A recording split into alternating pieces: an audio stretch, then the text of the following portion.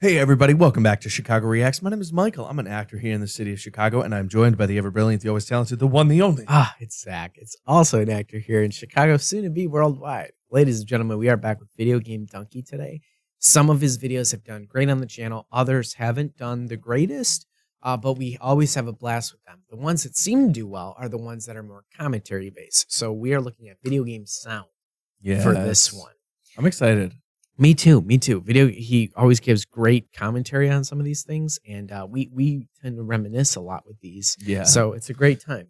Hit that like button, subscribe to the channel, leave a comment in that comment section down below, and go check us out on Twitch. If you're watching this within Monday through Sunday, actually, every day. Yeah, every day of the week. If you're watching this within 2 or 3 hours of a video dropping, we should be live. Otherwise, just go and give us a follow and check us out when we're live. Yeah, baby. Let's do it. Here we go.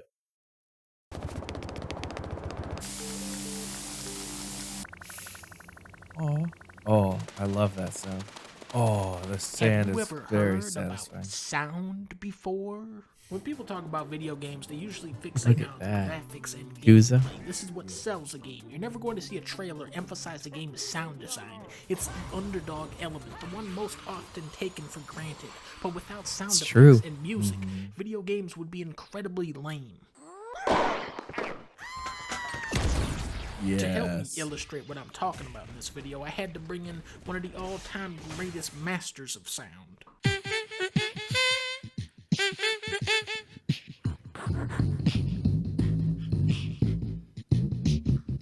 Michael Winslow Noisy Bear in the house, y'all.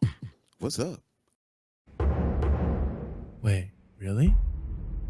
Now, back in arcade times, video games would only have 6 or 7 sound effects. That's it. That is nothing. So you really had to make them count. Look at Pac-Man. Now with Pac-Man, Michael, this is like the serious part. Okay, don't come in yet. This isn't supposed to be the funny part yet. Okay, that's him powering down. Limitations, good.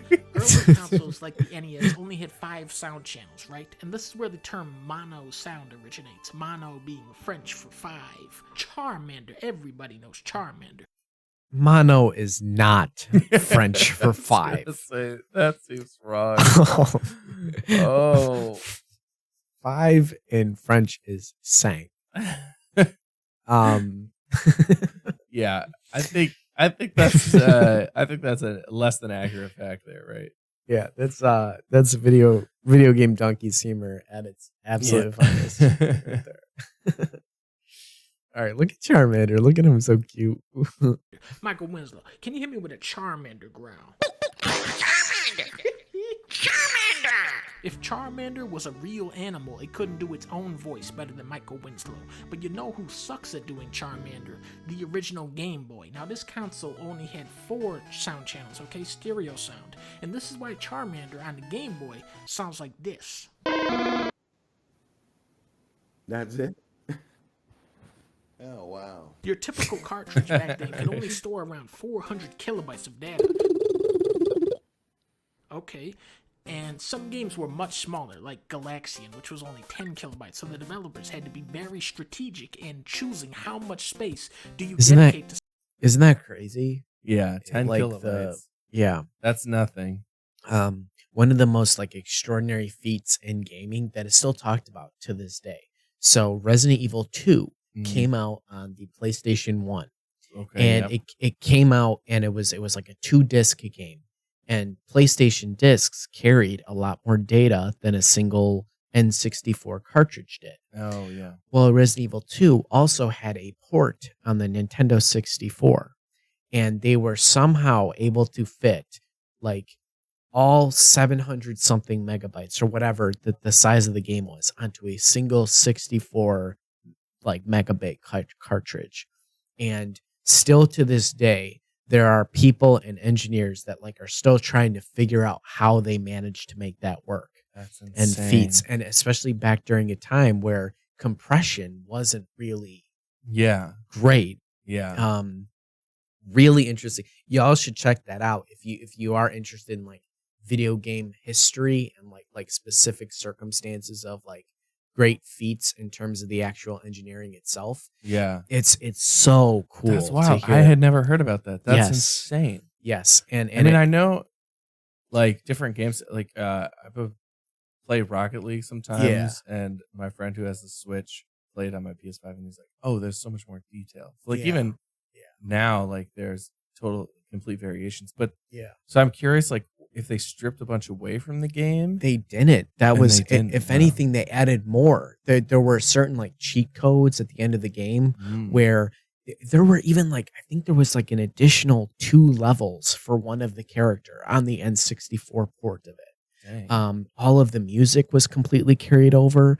The only difference was in they even took the fully rendered cutscenes and were somehow able to compress them down into a format where I believe they like removed some of the like the blue and then some of another color. So the videos are a bit like flatter, but outside of that, like it's just it's absolutely incredible, and people are like just now discovering how incredible this feat was for them to do this. But all this sound, and it even sounds better on the N64. It was like Dolby mastered sound or something like this. I'm not quoting it directly, but it's absolutely unreal. Sounds like it's worth checking out. Yes, we'll have to look for it. Yes, super cool. So definitely bringing up some they had amazing size restraints back in the day, and just makes you take these massive games almost for granted. Yeah. Sound and most of that space on any cartridge, most of that data, it just sounds like the ones Michael Winslow keeps making. Remember when they put out Titanfall 1, it was like 60 gigabytes, and then it turned out that was just 55 gigabytes of uncompressed audio files? In the modern age, sound is unbound by memory limits, as long as you only have 2 other games installed on your PS5. Yeah. It's no longer a technical dance, but instead a question of how far will a developer go to make their game sound great.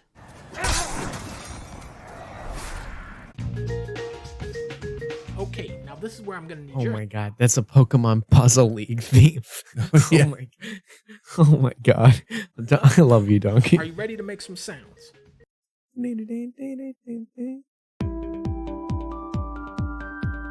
As video games become more atmospheric, they've also become quieter. More So nuanced, good. and more Last of Us Part serene. 2. Yeah. Amazing.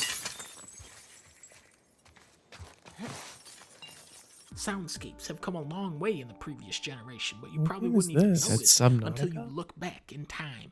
BioShock. In its time, this was revered as one of the most immersive experiences in gaming. Yes, When it you was. think BioShock, you think destitute, isolation, and then you play the game today.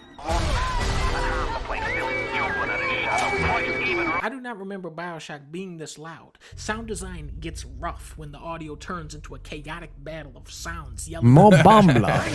You Bambla. Ironically, it's often those slower, more quiet moments where the player is most focused on the sound design.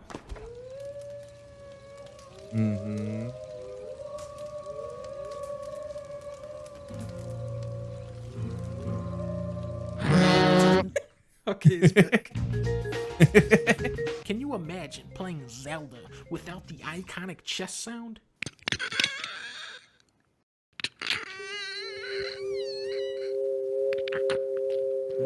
So good. Can you imagine playing Crash Bandicoot without the wow? Half of the fun of video games are the little sounds you make when you do stuff. God, that game When you looks so throw good. cap at someone's head and it goes, I love that. What if when you threw him it just said, wait, it's funny, but still, you know what I'm saying? Michael Winslow, what's your favorite console? GameCube. Okay, think about Super Smash Bros. Melee. When you hit somebody with a bat in that game, the person being hit by that sound effect is no longer in existence. But what if you hit them and it said, wait, sound has a distinct transportive ability. Sound can beam you into space. Sound can submerge you underwater. In modern gaming, the player encounters so many sounds at such a constant rate that you probably don't even process a fraction of it. the last video game I did was like 3 altogether with the tracks and everything else. I could have been about 3,069 and change numbers of tracks. 3,069 tracks. You know, it's not just people fighting, right? It's their feet. It's the onion. It's the boots. The web. It's the ground. The bullets. It's the dust. The goggles. It's the wind. Kangaroo. Don't forget the horses. then I got to do the horses' hoofs. I'm gonna put all that in there. Real quick, I'm gonna show Michael Winslow a clip from Donkey Kong Country, and then he is going to break down every layer of sound that is happening.